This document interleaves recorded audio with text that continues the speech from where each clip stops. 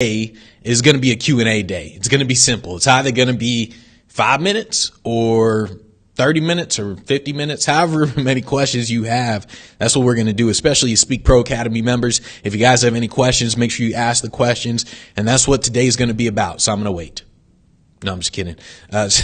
So it's really important that when you're building your business in general, that you learn how to ask really good questions.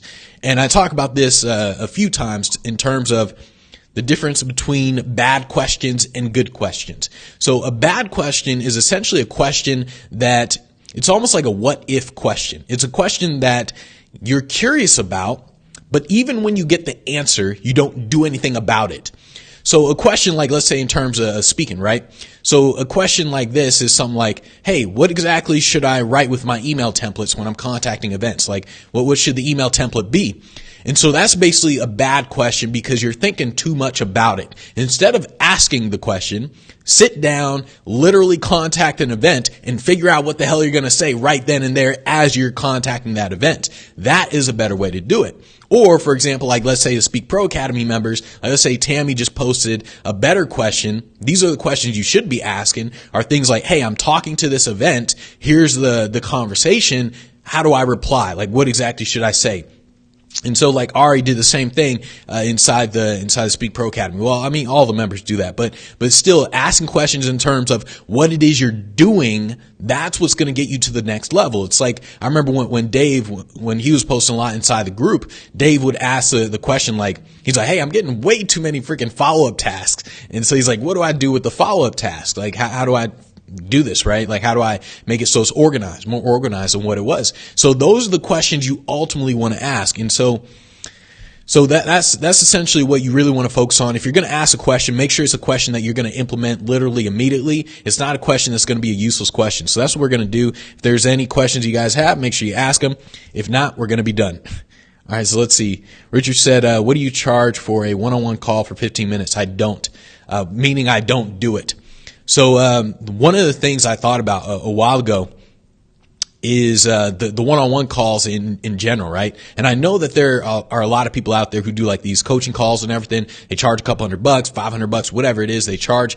And I just realized it's not.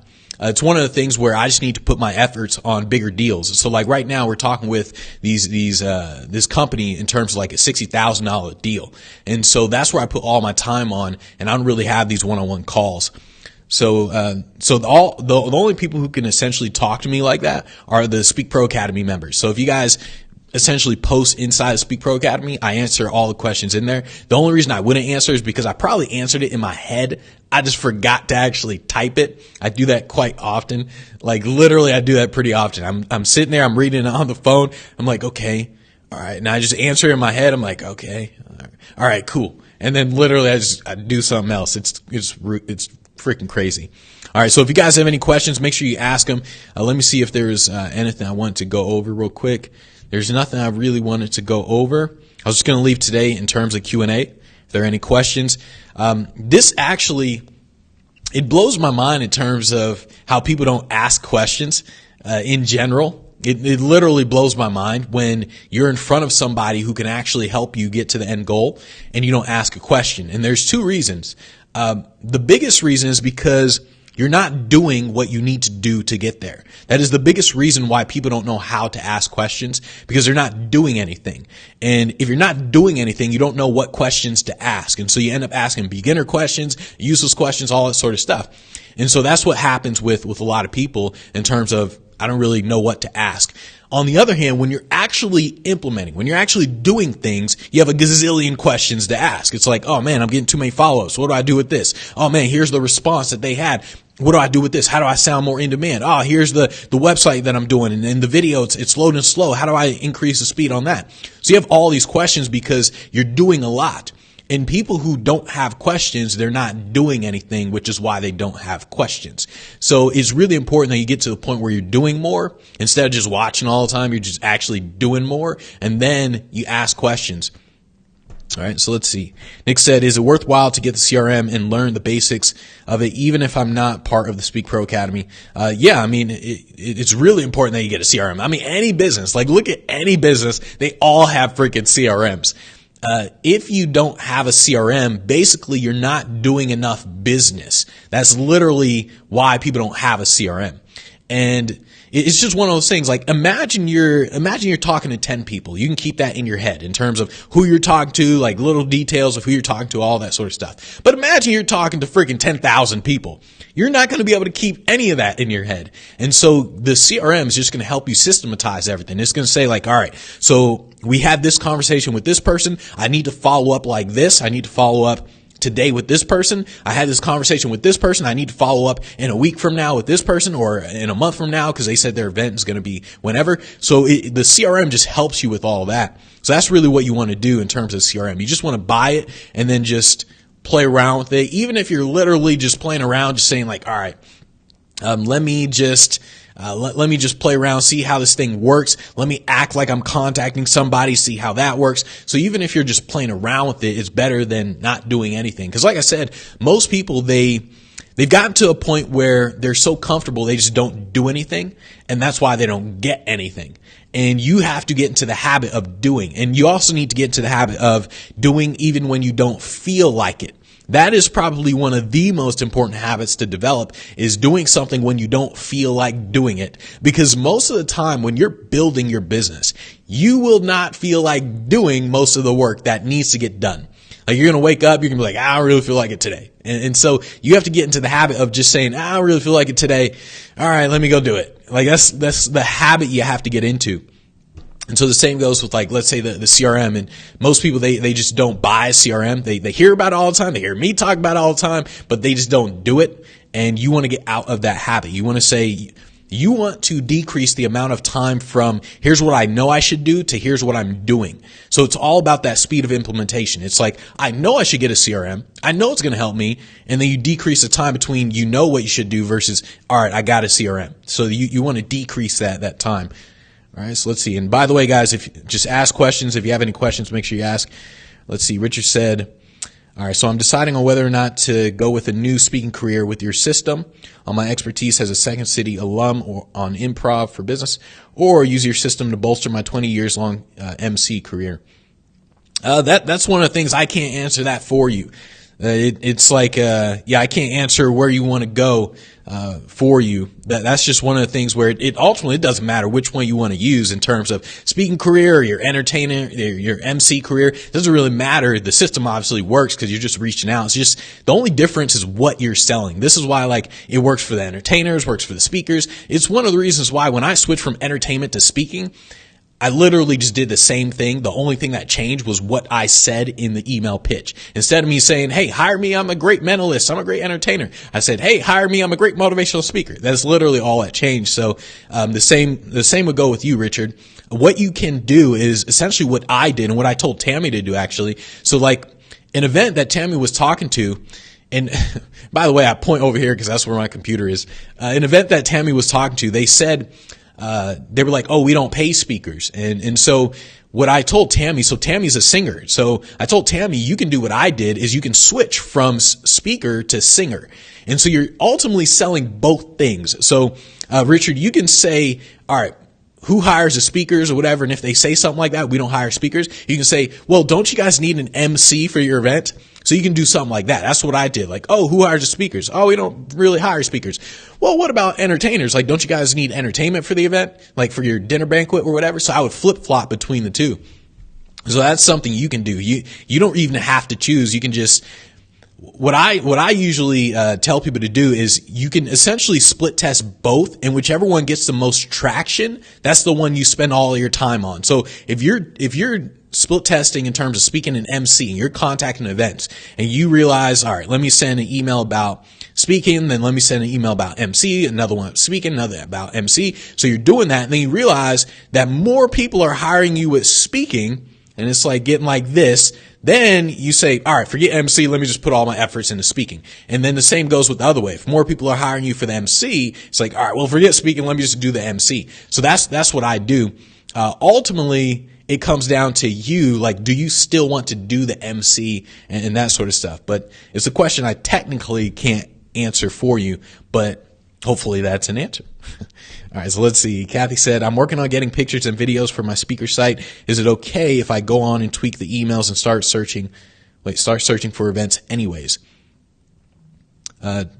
Yeah, so wait, Kathy, you're a Speak Pro member, right? So when you say tweak the emails, don't tweak my emails too much, okay? There is a danger in tweaking my emails because I've done this for so long. I've tweaked the emails already. So when you tweak it, you're going to end up tweaking it to something that didn't work as well. And that's what happened with this VA company that we were going to work with. Is they were actually working with a Speak Pro Academy member, and they had all my emails. They had the whole thing, the training, everything, right? And then what they did is they tweaked my emails. They were like, no, there's no way we can just send this out. It's just like one sentence, or like, there's no way. So they tweaked my emails to where it wasn't my emails anymore, and they didn't get any results, like literally nothing. They thought that they were tweaking it in a better way, but their way is a way I already tried before. And so they tweaked it to make it worse, so it didn't work. And that's what happened. So it's really important that you need to understand that when you are building your business or when you're doing anything new, you can't trust your own thoughts, because those thoughts, it's like your thoughts have gotten you to where you are. So if you're trying to learn something new, you don't know what to think yet. And so the same goes with, like, let's say the emails, right? The emails were designed based on copywriting, all that sort of stuff. And so you're not really great at copywriting yet. And so you don't tweak it until you become great at copywriting. And so in your brain, you're going to look at it, and because you're not great at copywriting, you're going to say, it doesn't work. In reality, it does, but you're going to say, it doesn't work, right? And so you're going to tweak it, and you're going to tweak it based on your own thoughts. And then all of a sudden you're going to send it out. It's really not going to work, right? And so that's why you don't want to tweak things unless you actually have mastered that thing. Then you can start tweaking it. So that's essentially what you want to do. But I don't think I answered your question. And then you said, okay, yeah. And so anyways, what you want to do is, even though, let's say you're updating your website, you're adding pictures, videos, and all that stuff to your website, you still want to contact events. As long as your website isn't just freaking trash, like as long as it's not horrible, then you can still contact events. Just understand that 80 to 90% of your time should be focused on getting the website up and making it look really good. And then 20% should be focused on actually contacting events. And then once your website is up and running, then it flip-flops. So then it's like you spend most of your time contacting events, and you update your website like every Sunday or something. Like you just keep thinking, how can I improve this? How can I improve it? How can I improve it? So that's what you want to do just over time in general. But what most speakers do is they use their website as an excuse for why they're not contacting people. It's like I said a while ago, where most people, they do everything except the thing that actually produces the results in their business. So let's say you're building an online business. What do most people do? They do a podcast. They create videos. They do content. They do all the things except spend money on advertising. They do everything except the thing that's going to literally build their business. And the same goes with speaking. Speakers, what they do is everything except the thing that builds their business. They're like, I got to write a book first. All right, let me focus on the website. All right, let me get the website up, but it takes them freaking a month to get the website up. So they do everything except actually contact events. And that is why they struggle so much. And so you just want to make sure you're not getting into that habit where it's like, all right, I'm going to focus on getting the website up, but it's not going to take me a month to get up. In fact, it probably won't even take me a week to get up. You just get it up, and then you just start talking to events, and you keep updating it over time. So that's ultimately what you want to do. But yeah, just keep contacting events, because remember everything is a skill. That's what you want to remember. So in the beginning, even if your website just completely sucks, if you're contacting events, you're building the skill of contacting events. Like you're building the skill of, here's how I use my CRM. Here's how I get more efficient at it. Here's the emails I'm sending. Here's how I customize the templates a little bit. So it's like you're building that skill. And then eventually, before you know it, when your website is bomb as all hell, then poof, you've already built the skill, and now you know how to actually contact events the right way. So that's how you really, really want to think about it. All right, let's see, what are some other questions. And by the way, guys, so make sure you ask questions, because once the questions are up, we're up. All right, so let's see. Will said, I'm looking for advice on a cold call scenario. All right, I'm a holistic physician, and I'm attempting to get speaking engagements at church events. My subject is God did not screw up. It is a lecture on how to care for your body holistically. Okay. When my secretary calls and asks if they have any interest or need for a speaker at events, the main response is no, thank you. I'm looking for a way of breaking through the initial response people have, thinking that you're selling them something. Well, first off, don't be afraid to sell something. You are selling something. The reason there is that stigma of the used car salesman, of the shady salesman, is because they act like they're not selling anything. If you look at all the top people who sell anything, they're not afraid to admit they're selling something. In fact, I remember having the conversation with this guy. He's hands down one of the top closers I've ever seen ever. Like, dude gets on the stage and freaking out of like 400 people, 380 of them bought like his $3,000 program. I'm like, what the hell? Doesn't even make sense. What? And so I asked him, I was like, so how do you sell so much? And he said, the first thing he said, he's like, well, I'm not ashamed of selling. He's like, I admit to everybody, I'm going to sell them something. And so you have to get that out of your head in terms of you're afraid to sell you. That's literally what you're doing. And so the reason why people shy away from you is because you're coming across as you're disguising your intentions. What you need to think about in terms of you talking to events, getting hired as a speaker, is you're matching you up with what they want. So you're qualifying. When you're contacting them, think contacting is qualifying. So when you call and say, hey, do you guys have any need for a speaker?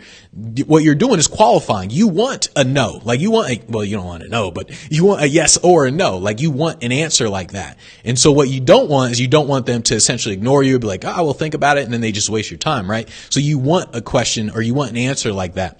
So what you're doing is the right thing. You just have to make sure that you're saying the right things when you're on the phone with them. And then at the same time, also understanding that your approach may be wrong. So remember, when you call someone and you say, hey, I'm a speaker, or I work for this speaker named William, do you guys like hire speakers and stuff like that? So it's like, you want to think, am I saying something wrong? And that's how you want to adjust. It's one of the reasons why I tell people, like, join the Speak Pro Academy, because we just know how to say it the right way. But you also have to think in terms of, is that what they're looking for? So like you're saying that you want to speak at the churches. Is that what they're looking for? And how exactly are you saying it? Are you saying holistic physician? So like when I read that, so I'm reading your question, right? When it said, all right, I'm looking for advice on a cold call scenario. I'm a holistic physician and I'm attempting to get speaking engagements at church events. In my head, I was like, what do they have to do with each other? That's literally what I just thought in my head as I read that thing, like just a few minutes ago. I was like, what? It's like a disconnect. So that's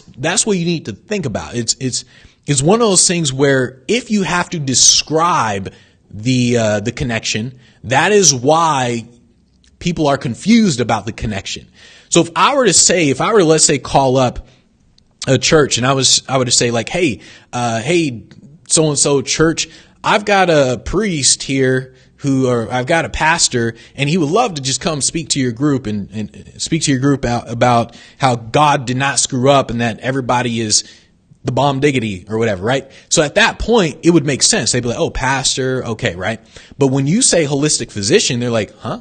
Right? And so in my head, I thought like what is it, like the Reiki thing? I don't know if I said that right, but that's what I was thinking, right? So you want to essentially diagnose where you're going wrong, because what you're doing is right, but what you're doing is wrong. So you want to diagnose like where you're wrong. So remember how I said doing the right things and doing those things right tend to be two different things. You may be doing the right things, like you cold calling or cold email. You're doing the right things. Now you got to make sure, am I doing this thing right? So that's what you got to focus on, Will.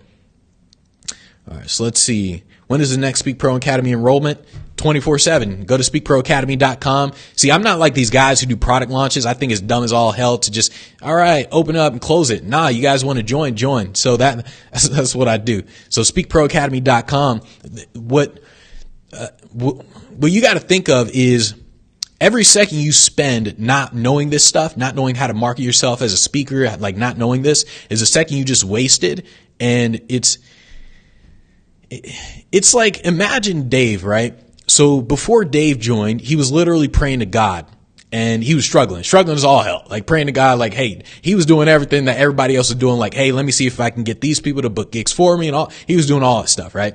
And he was struggling as all hell, praying to God. And eventually he joined the Speak Pro Academy. Then in a year, he did almost $250,000. What if he didn't join and he waited a year? What if he waited a month, 2 months, whatever, however long? That would have been a month, 2 months, a year that he wasted where he wouldn't have made any money. And so you have to truly believe that every second you spend not knowing this is a second you just wasted where you could have learned the marketing. And so it's one of those things where everybody thinks like, oh, you just want us to buy your program or whatever. I'm just saying, like, it's just a simple fact. It's like, if you want to learn anything, every day you spend not learning it is a day you just wasted. And so it's like, if I'm trying to be the greatest freaking basketball player in the world, every second I spend not actually learning how to play basketball is another second I just wasted where I will never be the greatest basketball player in the world. And before you know it, a year goes by, nothing has happened. This is what I tell people. Like, I've talked with a lot of people who want to build their personal brand, sell their expertise and all that sort of stuff, not even get speaking gigs, right? So I'm talking about like fitness trainers and real estate agents, all these sort of people. And they're unwilling to pay for a program. And a month goes by, 2 months go by, 3 months go by. They haven't done a damn thing. They haven't sold a single one of their programs, nothing, because time flies by faster than they thought. And before they know it, it's like I said, they haven't sold anything. And I think, what if they just would have paid for the damn program? In 3 months, you would have gotten some damn results, but your ass is too freaking cheap to pay for a program to get help. It's absolutely crazy, but you have to understand that, you just want to get out of that mindset, right? But yeah, Speak Pro Academy is open 24/7, speakproacademy.com. All right, so let's see. Kathy said, I promise not to tweak. I just want to make sure the progress. I just want to keep making progress while getting the site up to look the way it should. Yep. All right. So let's see to follow Benji Bruce. He's brilliant at helping speakers. Oh, thank you. Try. All right. So let's see. Greg said, with the emails, must I always ask about being the keynote speaker? What about asking about smaller groups which are not the keynote speaker? Is that a waste of time? Well, you pretty much just ask if they're hiring a speaker. So the reason, Greg, that I use the word keynote speaker is because when you contact events, especially like conferences, when you contact events, the keynote speaker is always the main speaker. And so when you have a keynote speaker, it is implied that the keynote speaker gets paid. Like, that's just naturally implied. So when I start saying who hires the speakers, they would think, oh yeah, we can bring you in for, what is it? Those little sessions. Oh, breakout session. Yeah, we can bring you in for the breakout session or whatever. And I'm like, I don't want to be a damn breakout session. I want to be in front of everybody, man. I'm not a freaking breakout session speaker. I don't want no 20 people in a room. Give me freaking 500, 1,000 people in a room. I don't want no damn breakout session. And so that's why I changed the word from just speaker to keynote speaker, because you don't have a keynote speaker in a little breakout session. The keynote speaker always gets paid. Like, even at conferences, a keynote speaker, he's the guy who's always getting paid. And so that's why I said who hires the keynote speaker, because in the beginning it used to be who hires the speakers. Now it's who hires the keynote speakers. So that's what I do now, because I want them to understand where I'm going to be at in their event. You just need to think along the lines of where do you want to be at. So if you don't mind doing breakout sessions, you can just say who hires the speakers. Like, you can say that. But with me, I'm like, nah, I want to be the main guy on the freaking stage, right? So that's what I want to do, because those guys are the ones who get paid more. Or those are the ones who just get paid in general. All right, so let's see. Nick said, how do I pick the right narrative for my brand? Do I need to have it figured out before I start the Speak Pro? No, you don't need to have anything figured out before you start the Speak Pro. Imagine learning any skill, right? Boxing, chess, poker. You don't say, do I need to learn about the flop and which hands are the best and the math behind poker before I join your program? Like, it doesn't make any sense. It's like, no, that's the point of the program. Like, the point of the program is you join because I'm going to show you how to do it right. Because what happens every single time, you will do it wrong if you do it yourself. Literally imagine you're trying to learn poker, right? And you say, all right, before I join your poker program, do I have to learn like the hands of poker? Do I have to learn like the betting patterns and all that before I join? And it's like, no, that doesn't make any sense. You join, then you learn. And what most people do, especially with speaking, is they're like, all right, I got to build my website first, or I got to write my book first, or whatever. And if you were to do that first with any skill, like let's say poker, any skill, you were to start teaching it yourself, right? You're always going to do it wrong every single time. You're going to be like, all right, I'm going to pay attention to their body language in poker, right? And you realize that's the dumbest thing you could pay attention to in poker. Body language is like the most useless piece of information in poker, is really betting habits, right? And so it's one of the things that, especially like with speaking, you just want to make sure that you're doing it right from the get-go. Otherwise you waste your time. It's like literally every single time someone says, I got to build my website before I join, I'm like, all right, here's what's going to happen to you. You're going to build your website. You're going to think it's great. You're going to join, and I'm going to tell you it's not great. You got to do it all over again. So you might as well join right now so I can just tell you how to make a great one from the very get-go. And so that's what happens every single time, right?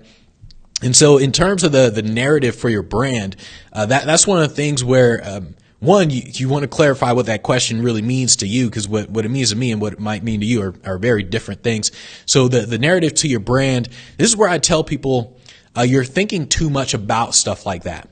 What you simply need to think about is, what's the problem that I solve, and then how do I get in front of the people to sell them the solution? That's pretty much all you think about in the beginning. In the beginning, you're focusing purely on sales. That's literally all you're focusing on. What exactly am I selling? Who am I selling to? Let me just keep selling it. That's all you're doing. If you're selling yourself as a speaker, you're like, all right, I'm a keynote speaker. So what's the problem I solve? The problem I solve is that, all right, they need a great speaker for their event. They don't want a boring ass speaker. They want someone who's just going to crush it. Someone who's going to step on stage and people are going to be like, oh my goodness. And so you're like, that's a problem I solve. And then on the other hand, if let's say you're building your brand, then it's like, all right, what problem do I solve? Do I help people lose weight? Do I help people build muscle? Do I help people talk to girls? Do I help men talk to women? I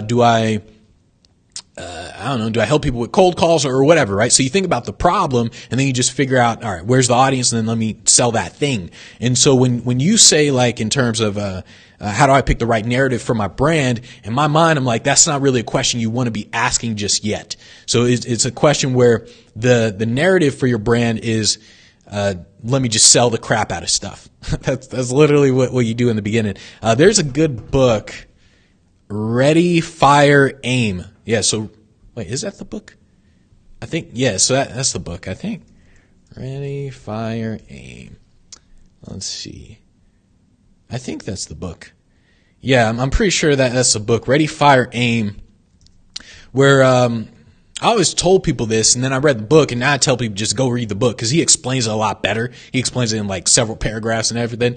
And basically he says the same thing. He's like, look, in order to get to 1 million, all you do is you focus on the sales. Like, you don't focus on anything else. You're just like, how do I get the message, the market match? That's all you're focusing on in the beginning. You're not focusing on this brand, none of that stuff. You're just like, what's the problem I solve? And let me sell the solution. And that's all you're doing until you hit 1 million. Then once you hit 1 million, you worry about all the other problems. But that's kind of what you're really focusing on. All right. So Craig said, just jump on in. Yep, exactly.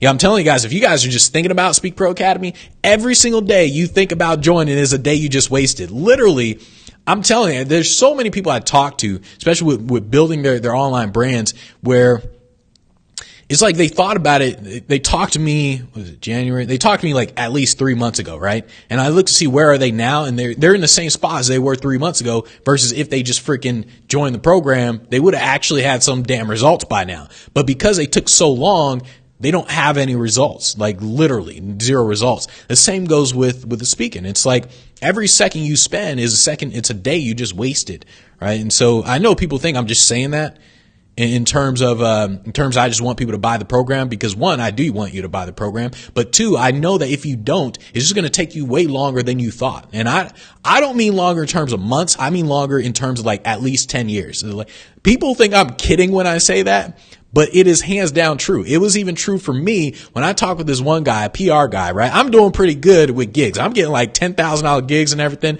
And he was like, where are you trying to go? I'm like, I'm trying to get like 20,000 and all that. And this guy says to me, he's like, it's going to take you about 5 years to get there. And I'm like, what the hell? I'm like, dude, you don't realize I work 24/7. Like, I out hustle you and everybody else, you know, like, what you talking? I'm doing pretty good. 10,000. Like, that's what was going on inside my head. Like, I didn't say any of that, but I was like, 5 years, my ass. Like that's what I'm thinking. I'm like, 5 years, that'd take me a year, or maybe 2, the longest, right? That's what happened inside of my head. And then it actually did take about 5 years. I was like, this motherfucker was right. And so that's what happens. For some reason, people just don't understand how long it's going to take, because the reason why it takes so long is because you have so many bad habits inside of your brain, like procrastinating, waking up and saying like, I don't feel like it, and then you don't do it. You have so many bad habits inside of your brain that you have to overcome. So it's not even the tactic or the technique. It's just the fact that you have to overcome you. Like that's literally what has to happen. You got to overcome you. It's like, all right, I'm working from XYZ to like I'm working from 9 to 5 or whatever. So now you have all these excuses that you're using. So you got to overcome you. And so that's why it takes people so long to actually accomplish results by themselves. And so when you have somebody who's actually helping you, they basically call you out on it. It's like what I did with my friend when he was like, oh yeah, I got this. I was like, look, here's what I hear from you. Blah, blah, blah, blah, blah, blah, bitch mode. I was like, that's what I hear from you. And so it's one of those things where if you don't have someone calling you out on what it is you're doing or not doing, then it's just going to take you a lot longer than you could possibly imagine. I think people really think I'm kidding when I say it's going to take them 10 years, but, yes, I'm not. All right. So let's see. We got that. All right. So with the emails, must I always ask about being the keynote speaker? Oh, I already read that. Let's see. All right. The microphone you're using, do you recommend, and why, especially for podcasts or Facebook Live? Where did you obtain it? Thanks, Benji. So this is the RE27, the EV RE27. I do recommend it. So the mics that I was considering, the first mic I bought was the RE20 mic. It's like somewhere over there. So it's the RE20 mic. That mic it's similar to this. It's just like grayer-ish, and it has a more condensed, there's more bass to it, and I don't even know how to describe it. There's like more bass to it, and it's more crumpled up, I guess. This mic it's a louder type of experience, which is probably kind of wrong for this high rise because there's an echo in the high rise, but still I'm like, I ain't buying another damn mic, right? And so, this RE27, the RE20, they're very similar. I like this one a little bit more. Then there's the Shure SM7B mic. That was the other one I considered, but I didn't buy that one. So I don't really know what it's like compared to this one. But ultimately, what you got to do is just buy one and just go from there. So like literally the first mic that I had, the first professional mic was the Apogee 96K. And that was a mic that connected to the iPhone and all that. And you connect to the computer. And so that was the first mic I bought. It was like $230. I'm like, damn, this is a lot of money for a mic, right? And so that was the first mic that I professionally bought. It sounded really good. And then I stepped it up to the RE20, then RE27, and now I'm good to go with this. Now I've couple other mics, but ultimately in terms of podcasts, when you're getting a mic, don't think about it too much. Just get the thing and then just start creating a podcast, and then just as you make money from it, update your mics. That's what you ultimately want to do. One of the problems, the biggest problems that people have is they just move too slow because they're thinking too much. They're like, what's the perfect mic for the podcast and all? They're just moving too damn slow. And what you have to do is you just say, I'm going to buy this mic. So like if you can afford this mic or the Shure SM7B, buy this or the SM7B. If you don't know which one, flip a damn coin. Just be like, all right, bam. All right, bam, I'll get this one. So just do that. Buy the thing. Record your podcast with it, and then just keep recording it, because what you need to do is you got to focus on the revenue. Like once again, you're building a business. So you focus on how do I generate revenue off this podcast? You're not focusing on how do I buy a mic. So remember, every second you spend not doing the things that generate revenue is a second you just wasted. Every second you spend thinking about which mic to buy is a second you wasted where you could have promoted your podcast. So that's how you really want to think about business. And just think along those lines in terms of speed of implementation and getting used to making decisions, because most people, they're just not used to making a decision, which is why they think too much. It's really important that, so it's like, let's say you make a decision and it's the wrong decision. What you can do is you can just flip flop to another decision. Whereas the person who's sitting there trying to decide, they're researching all that sort of stuff. They haven't made a single decision yet. They haven't done anything yet. And so it's like, imagine two people are starting a maze, right? one of those big ass mazes. And so two people are starting a maze and this person just goes, right? He's just, all right, let me just go. Let's start walking through, right? And this person's sitting there trying to figure it out. Like, all right, should I go in? Should I like go to the left? Should I go to the right? And this person's doing stuff, right? She's like, should I go in? Should I go straight to the left? What if there's nothing on the left? And then like before you know it, this person's already done because this person, they went into the left, up, there's nothing there. Let me go back and all right, go up. There's nothing there. And they're already doing stuff. This person's sitting there thinking too damn much. They're like, all right, should I do this? And by like literally before they know it, this person's halfway through or already there. This person, they're maybe just starting. And so that's how you want to think about in terms of decisions is it's better to just make a decision and all of a sudden you go left, you realize, oh, wrong decision. Let me go back, make another decision. Okay, here. Oh, wrong decision. Let me go back. While this person hasn't made a damn decision yet. And so you want to be the person who makes a decision. If you made a wrong decision, then you go change it up.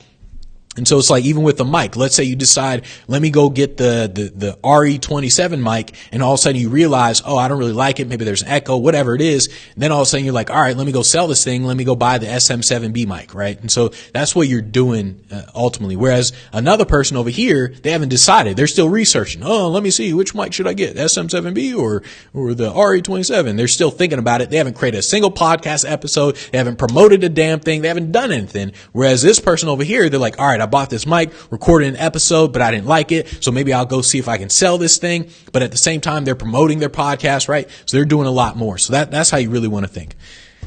All right. So we are good to go on that. All right. Any other final questions before we are done here today? Let's see. Like I said, what do you think about newsletters? What do you think about newsletters? Well, newsletters are great. I mean, that's what we do with Speaking Lifestyle, right? So newsletters are great. It's one of the things that's going to help you sell what you sell. But if you're talking about physical newsletters, then no. I mean, yeah, to me, like physical newsletters, it's not worth it. I don't really see the worth in physical newsletters. But yeah, if you're talking about like online newsletters, like email newsletters, then yeah, it's definitely worth it. All right. Any other final questions before we are done for today? Let's see. Let's see if there was anything here I wanted to talk about. Got that. I'll wait a few seconds because I know there's a delay for some stuff. All right. So we are good to go. Right there. All right. I guess we are good to go for today. All right. So we will talk again on, wait, let me make sure. Let's see. Yep. We will talk again on Monday, 9 a.m. Pacific time. So I will see you guys once again Monday through Friday, 9 a.m. Pacific time. I will see you guys Monday, 9 a.m. Pacific time. In case you don't know what time it's at, it's Monday, 9 a.m. Pacific time, Monday through Friday. In case you don't know what time it is, 9 a.m. Pacific time. Remember, 9 a.m. Pacific time. Take care, everybody.